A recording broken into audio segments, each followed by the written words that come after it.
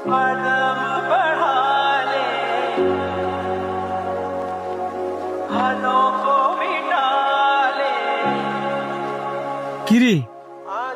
তোরা সারাদিন রোজা রাখিয়া ইফতারের পরে সিগারেট খাইতেছস? তো আল্লাহ কি হয়েছে? রোজা কি এখনো আছে নাকি? কি কস রোজা নাই? রোজা তেই পুরা মাসই। তুই কি করতে চাইতেছস? আমগো রোজা হয় নাই? তোর রোজা হইছে নাকি না হইছে এটা আল্লাহ পাক ভালো জানে, কিন্তু ইফতার শেষ না হইতে হইতে তুই না সিগারেট ধরাইছস, এটা আবার তোর কেমন রোজা? এই যে তোরা সারাটা দিন কষ্ট করে রোজা রাখছস, কে লেগে রাখছস কসে? আল্লাহ পাকরে খুশি করার লাগিয়া। কিন্তু এই যে তোরা অনেক সিগারেট খেতেছস, এতে করে কি আল্লাহ পাক খুশি হইব?